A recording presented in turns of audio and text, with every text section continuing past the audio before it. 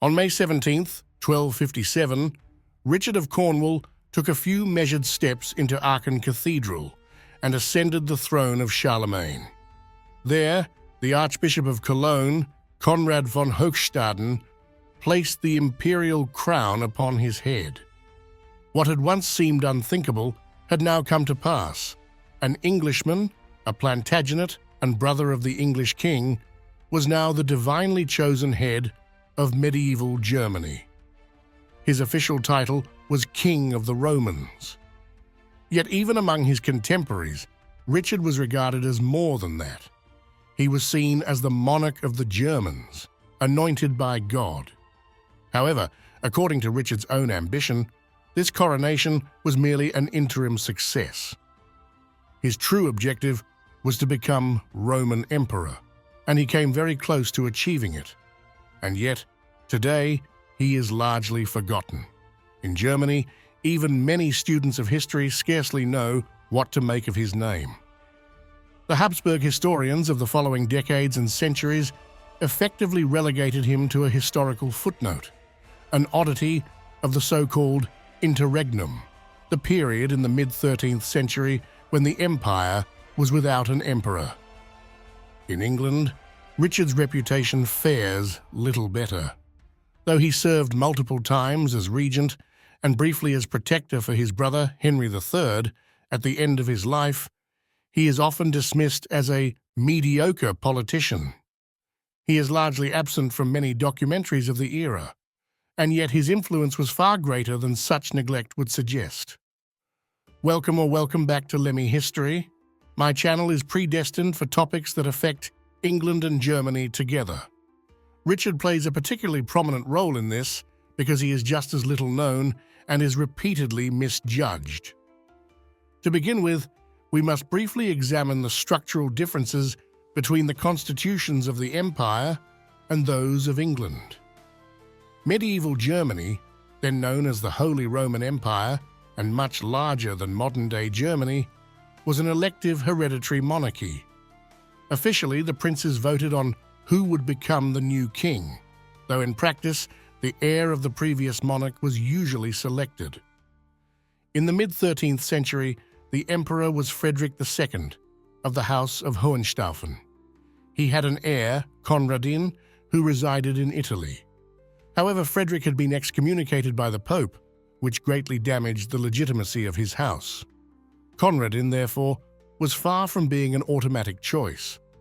At this point, a fixed electorate had begun to form. The four most important secular princes and the three leading ecclesiastical princes of the empire north of the Alps cast votes. These seven later became known as the prince-electors. However, this process had not yet been legally formalized. That would not occur until a century later. An elected and crowned king could then, in theory, be crowned emperor by the Pope, provided the Pope was willing. But without first being crowned king, there was no path to imperial coronation. Thus, the princes indirectly elected the next emperor. England, by contrast, followed a system of male preference primogeniture. The eldest male heir inherited the crown. Because Richard had an older brother, Henry, he could not become king during Henry's lifetime. However, until Henry had a son, Richard was the heir to the throne. This naturally fostered rivalry between brothers, particularly in cases where the king was slow to produce an heir. Meanwhile, in the empire, there was always the risk that no single candidate would receive the necessary majority of votes, potentially leading to multiple elections. Richard would eventually become deeply familiar with both of these political challenges, but first things first. Richard was born in Winchester on January 5, 1209. He was the second child of John Lackland and Isabella of Angoulême. Unfortunately for him, as already noted, he had an older brother, Henry. 3 sisters followed, but no other brothers. Richard's father died in 1216. His mother, Isabella, returned to France and in 1220 married Hugh of Lusignan. As a result, Guardians needed to be appointed for the royal children. For Henry, this responsibility was assumed by William Marshal, who effectively ruled as regent. Richard, named after his uncle Richard I, was placed in the care of the family of Peter de Morlaix. However, in 1220, he was summoned to London to attend his brother's coronation. Richard's guardian expected him to be returned afterward, but he was mistaken. Marshal had died in 1219, and the role of chief power broker had passed to Justiciar Hubert de Burgh, now the dominant figure in English politics. Earlier scholarship suggested that de Burgh held a deep aversion to barons of French origin, like de Morlaix. This interpretation does not continue to echo in modern historiography, but what is certain is that de Burgh was skilled at making enemies, and de Morlaix became one of them. De Burgh therefore disliked the idea of the heir to the throne remaining in the hands of his rival. He kept Richard in London. There, the king's younger brother began to receive his first privileges, including in 1225 the provisional administration of Cornwall. His formal elevation to Earl of Cornwall came only in 1227, a move that likely also aimed to draw Richard into de Burgh's political orbit. That same year, 1225, Richard was named commander of an army tasked with reclaiming lost territories in France. However, the appointment was largely symbolic. At 16, he was far too young to lead in any meaningful way. It has been claimed that Henry transferred the rule of Gascony to his brother during this period, but modern historians have cast doubt on that assertion. The military campaign achieved little, despite conditions that were, in theory, favorable.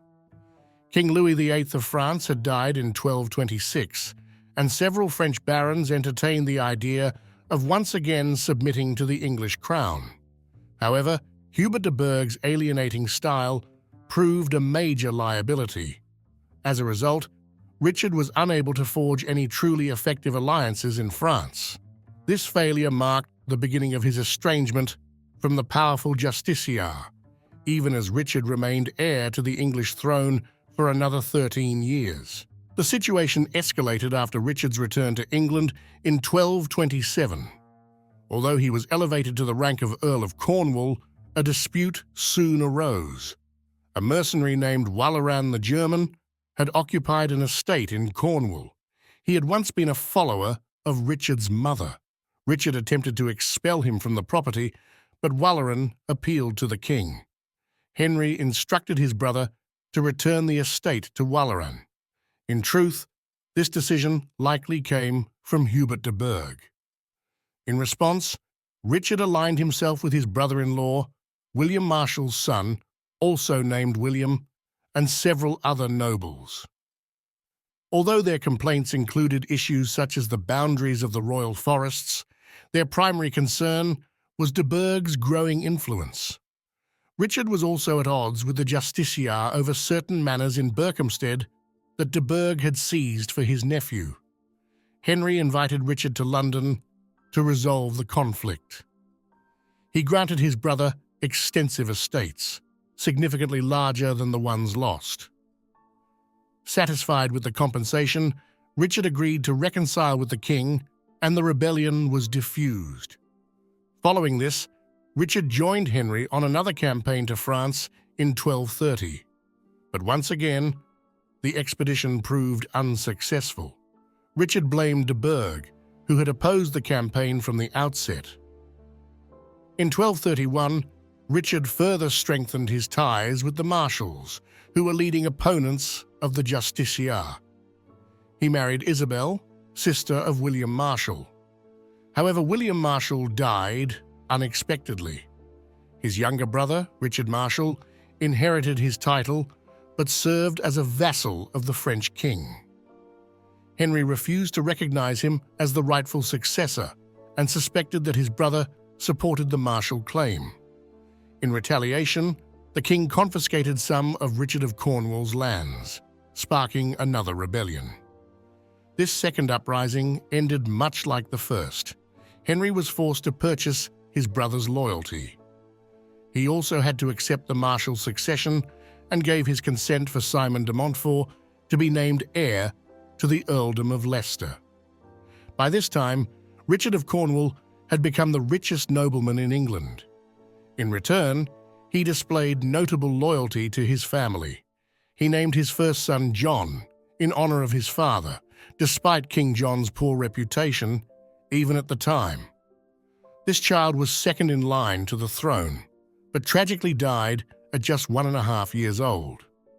Richard named his next son, born in 1235 and still second in the line of succession at the time, Henry, for Hubert de Burgh. These developments marked the end of his dominance, not least because the previously reluctant Henry was gradually becoming ready to assume personal control of his government. Although de Burgh had himself appointed justiciar for life in 1232, he faced serious accusations just a year later, specifically of orchestrating attacks against Italian clergy appointed by the Pope.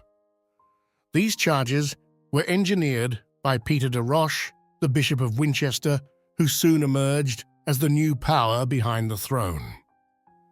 Although Richard initially supported de Roche, he soon distanced himself when the bishop refused to grant him guardianship over his stepson.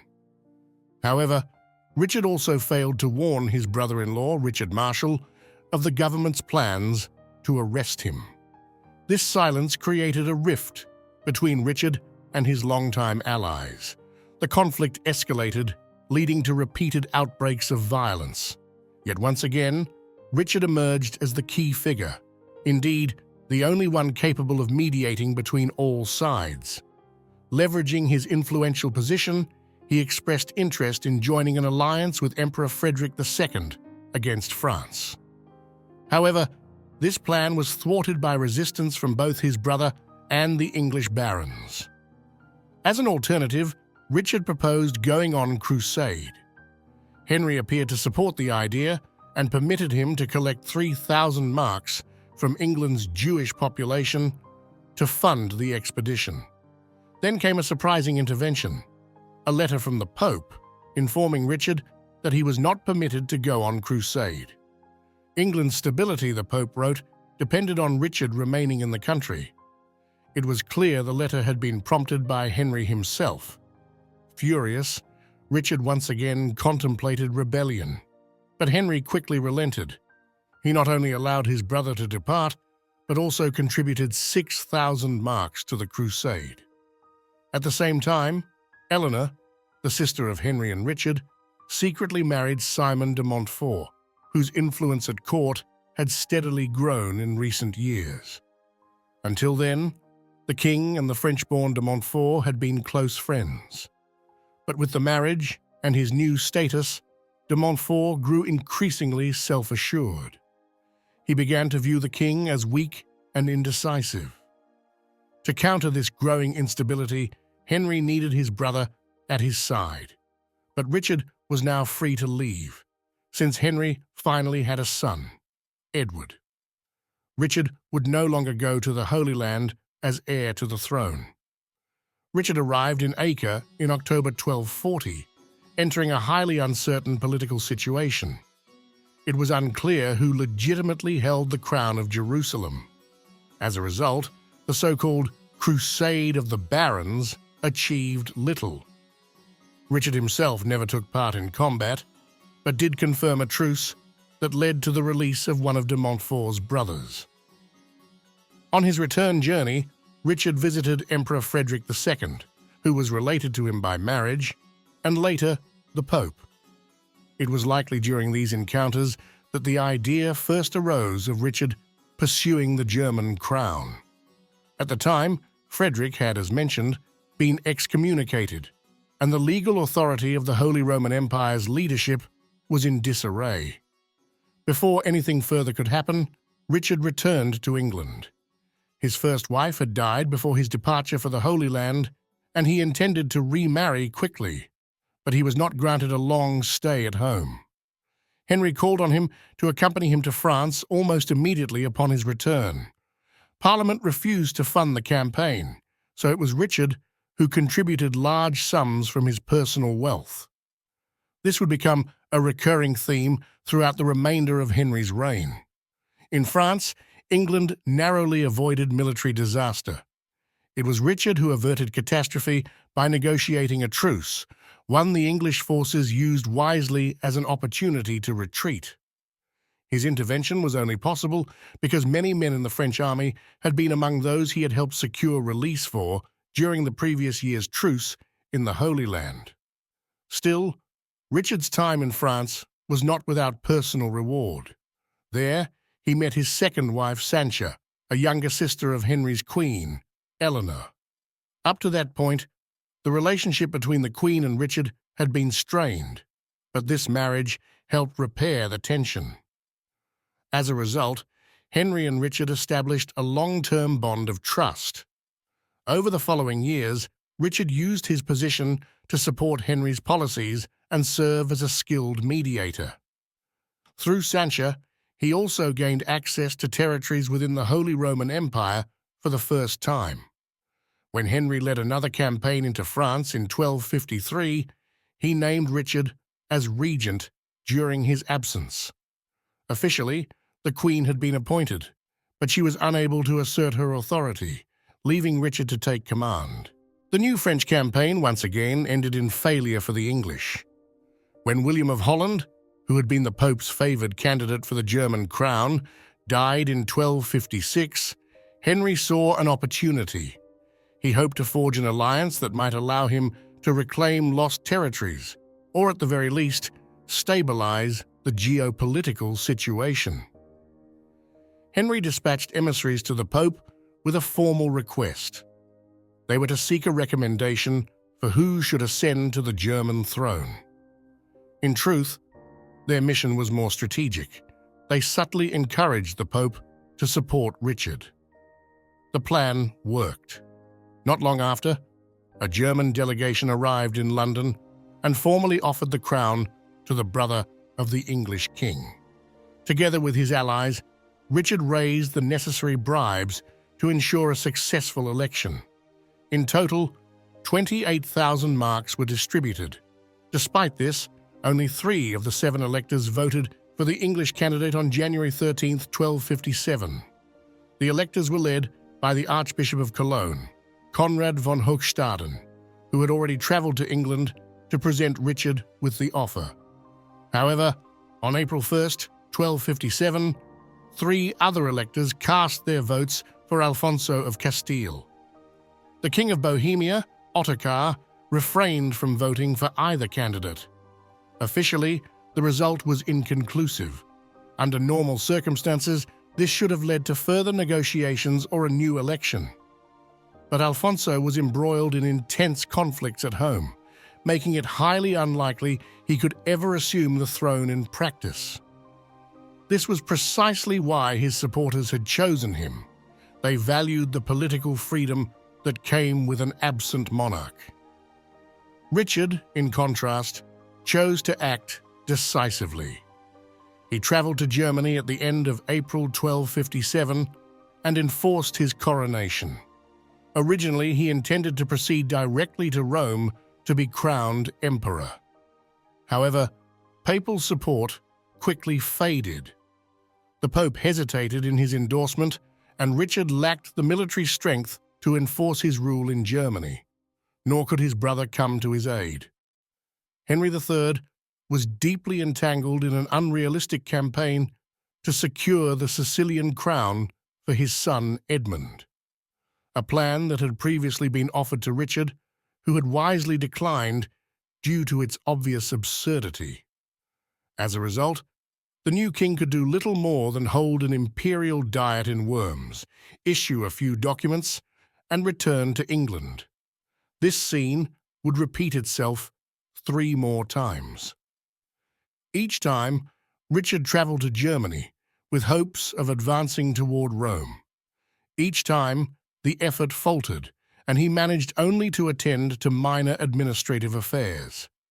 Yet despite these setbacks, Richard was accepted as king.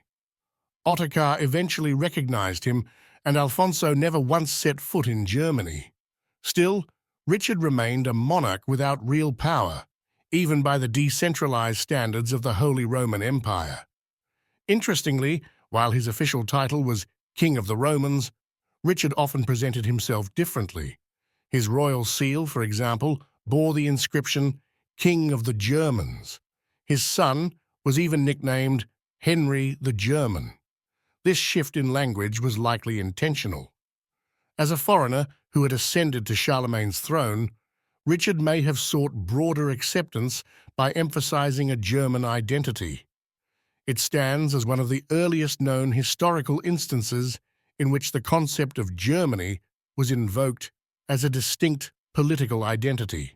Despite his 4 journeys to Germany, Richard's life continued to unfold primarily in England. In 1261, his second wife, Sancha, passed away. His third marriage to Beatrix of Falkenberg, a German noblewoman, took place in June 1269. This union was widely interpreted as a sign that Richard still took his title as German king seriously and remained intent on asserting his claim to rule. In England, he continued to serve as regent for his brother on several occasions. At one point, he was responsible for suppressing an uprising in Wales. However, Richard soon found himself on the wrong side of a growing national crisis. The long-deteriorating relationship between Henry and Simon de Montfort had escalated into full-scale civil war. At the Battle of Lewes, where the royal and rebel factions clashed, Richard commanded one wing of the royal army. That wing suffered a crushing defeat. The chronicler William Rishanger notes that there had been last-minute efforts to negotiate peace, but these talks failed, largely due to Richard, who likely overestimated his own authority and importance. Following the defeat, Richard fled and took refuge in a windmill, but was quickly discovered and captured. Like his brother Henry and the heir to the throne, Edward, he was taken prisoner. According to some accounts, Richard offered his captors £17,000 in silver and £5,000 in gold as ransom for his release, but they refused. Whether this dramatic detail is true remains debated. What is certain is that Richard's circumstances worsened significantly. Edward managed to escape captivity, which prompted de Montfort to have Richard placed in chains. The Crown Prince raised an army and ultimately defeated the rebels. He also succeeded in freeing his father, Henry, who until then had been reduced to a puppet under de Montfort's control. For Richard, the tide of war nearly ended in tragedy. De Montfort was killed at the Battle of Evesham in September 1265. At that time, Richard was being held in Kenilworth Castle. When the garrison there, still loyal to de Montfort, learned of their leader's death, they reportedly intended to kill Richard in revenge. Only the intervention of de Montfort's second son, also named Simon, prevented this. Richard was eventually released. It was not until 1268 that the last pockets of resistance to the king were finally extinguished. Officially, Henry ruled once again. But on one key point, Simon de Montfort had been correct. The monarch was not fit to govern effectively. As a result, Edward effectively assumed the regency for his father. However, the heir to the English throne had plans to go on crusade. His undertaking was complicated by a falling out with Gilbert de Clare, the Earl of Gloucester, his intended companion for the journey. Richard stepped in and successfully reconciled the two men at Easter in 1270. They departed together in August of that year. With Edward abroad, Richard once again became the de facto regent. Officially, he chaired a 5-member council tasked with assisting Henry in the governance of the realm. But even this nominal structure could not mask the true power dynamics for long. In March 1271, Henry fell seriously ill, and Richard was formally appointed protector of the realm. Tragedy soon followed. Richard's own son, Henry, had accompanied Edward on the crusade. While in Italy, he was murdered by members of the de Montfort family. Meanwhile, Edward had entrusted his eldest son, John, to Richard's care. The 5-year-old became gravely ill and died in August 1271. By December, Richard himself had suffered what was likely a stroke, leaving him partially paralyzed. His health declined rapidly in the following months, and he died in April 1272. England's situation at the time could hardly have been more precarious. In June 1272, Edward narrowly survived an assassination attempt in the Holy Land. His father, King Henry, died just a few months later in November. Edward received news of his father's death while returning from the crusade, but he was in no great hurry to claim the throne. He travelled slowly through Italy and France, accompanied by his brother Edmund. Back in England, this created a political vacuum that would remain unfilled until his eventual arrival. Germany fared no better during this unsettled period. Even before Richard's death, King Ottokar of Bohemia had openly considered claiming the imperial crown. After Richard's passing, Ottokar attempted to assert that claim. However, the majority of the electors chose Rudolf von Habsburg, who ultimately secured papal support as well. Ottokar launched a military campaign against the Habsburgs, but suffered 2 decisive defeats. These losses marked the beginning of the Habsburg dynasty's enduring rise to power. But back to Richard. As mentioned earlier, historians often attribute mediocrity to him. That judgment may in fact be the very reason he is remembered. He rarely achieved any of his ambitions fully. His entire life was shaped by partial successes, and the double election in Germany could hardly serve as a more fitting symbol of that pattern. In England, his reputation undoubtedly suffers from his repeated rebellions against his brother. He was also criticized for not doing enough with his position as the wealthiest magnate of his time. Yet this criticism stands in contrast to undeniable facts. He was the richest magnate of his age. He was repeatedly appointed as regent in England and was crowned King of the Germans. He exerted influence in the Holy Roman Empire. In the end, Richard of Cornwall was a man emblematic of his era, an era defined by deep political instability and sweeping change. Such forces were beyond any single individual's ability to fully control, and they left lasting marks on history. Thanks for watching. Please like and subscribe.